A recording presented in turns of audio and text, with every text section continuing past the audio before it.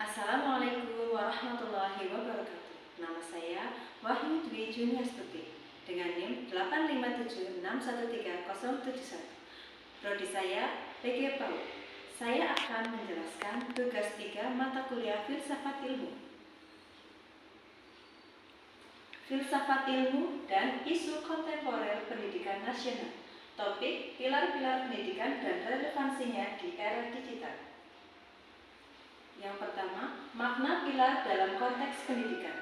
Pilar pendidikan adalah dasar, fondasi atau prinsip utama yang menjadi tiang penyangga, pedoman dan arah seluruh sistem pendidikan. Tanpa pilar yang kuat, pendidikan akan kehilangan arah, nilai, dan tujuan sejatinya. Pilar ini berfungsi sebagai landasan filosofis yang menentukan isi, cara, dan tujuan pendidikan agar tidak sekadar transfer ilmu, tapi pembentukan manusia seutuhnya. Yang kedua, prinsip dasar pendidikan menurut Ki Hajar Dewantoro. Ki Hajar Dewantoro merumuskan 3 pilar utama pendidikan nasional yang menjadi jiwa sistem pendidikan Indonesia. Yang pertama yaitu Ing Arso Sumtulodo, yang kedua Ing Madyo Mangunkarso, dan yang ketiga Tutwuri Handayani. Yang pertama Ing Arso Sumtulodo, yaitu artinya di depan memberi contoh. Maknanya adalah pendidik, guru, atau pemimpin harus mampu menjadi teladan, panutan, dan contoh nyata bagi peserta didik. Kata-kata harus selaras dengan perbuatan. Fokus pilar ini pada keteladanan, integritas, dan kepemimpinan yang baik. Pendidikan bukan hanya mengajar lewat kata, tapi lewat perilaku. Yang kedua, Ing Madyo Mangunkarso atau di tengah membangun kemauan atau semangat. Maknanya adalah di tengah-tengah peserta didik, pendidik berperan membangun semangat, keinginan, kreativitas, kemandirian, dan kemauan belajar anak. Guru menjadi mitra, pendorong, fasilitator yang memunculkan potensi anak, bukan memaksakan kehendak. Fokus pilar ini mengembangkan potensi, kreativitas, dan kemauan dalam diri anak. Yang ketiga, Tutwuri Handayani atau di belakang memberi dorongan atau dukungan. Maknanya adalah dari belakang, pendidik memberi dukungan, semangat, penguatan, dan kebebasan bertindak agar peserta didik berani melangkah, berkarya, dan mandiri. Guru hadir untuk mendukung saat anak berusaha, bukan mengatur segala hal. Fokus pilar ini pada kemandirian, kebebasan, bertanggung jawab, dan dukungan penuh pada potensi anak.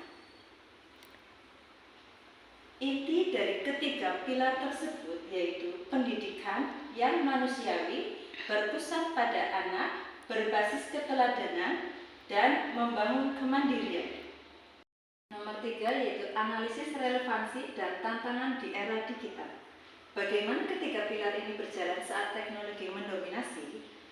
A. Relevansi dalam pembelajaran dan literasi digital. Yang pertama, Ing Arso Sumtulodo di era digital.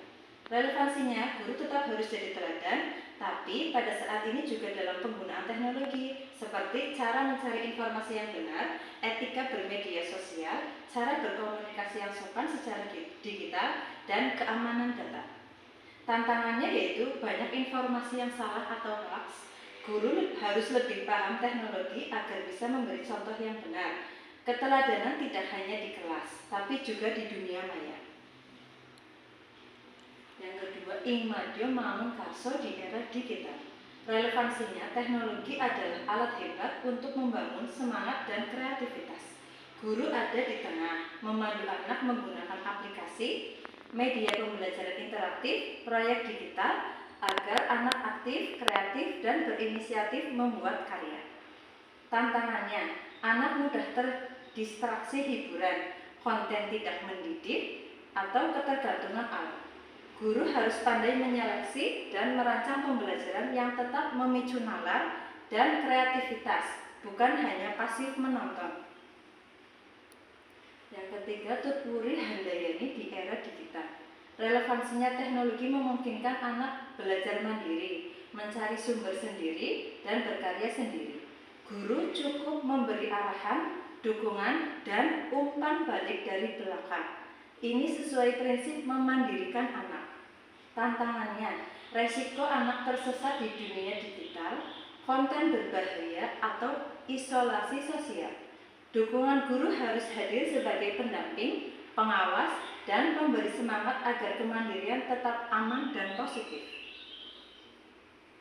B. Relevansi dalam pembentukan karakter. Era digital membawa tantangan, yaitu individualisme, budaya instan, kurang empati, perundungan siber, hilangnya nilai sopan santun. Ketiga pilar Ki Hajar Dewantara menjadi penyeimbang utama.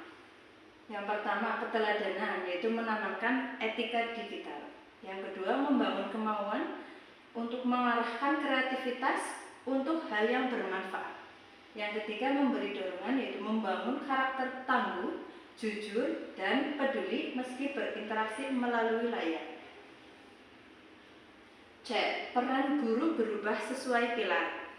Bukan lagi sekedar pemberi ilmu, tapi sebagai teladan digital, fasilitator kreativitas, dan pendamping kemandirian.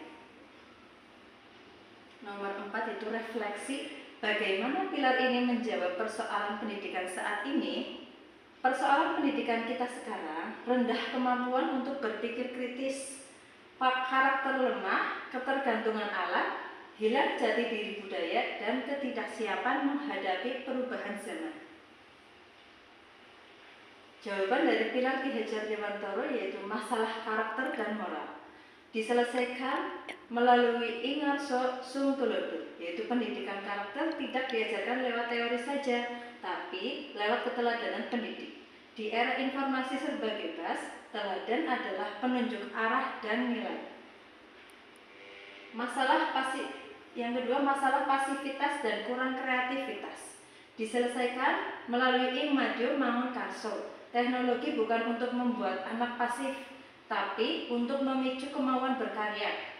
Guru membangun semangat agar anak tidak hanya konsumen informasi, tapi pencipta karya. Yang ketiga, masalah kemandirian dan kesiapan hidup. Diselesaikan melalui Tut Wuri Handayani. Tujuan akhir pendidikan adalah manusia mandiri yang mampu berjalan sendiri, beradaptasi, dan bertanggung jawab. Itu kemampuan paling dibutuhkan di zaman yang berubah sangat cepat seperti ini. Kesimpulan dari pilar Ki Hajar Dewantara yaitu pendidikan di era digital tidak boleh meninggalkan pilar ini. Teknologi adalah alat, sedangkan ketiga prinsip Ki Hajar Dewantara adalah jiwa. Tanpa jiwa, pendidikan hanya menjadi transfer data tanpa makna, tanpa karakter, dan tanpa jati diri bangsa. Sekian dari saya, mohon maaf dan terima kasih. Wassalamualaikum warahmatullahi wabarakatuh.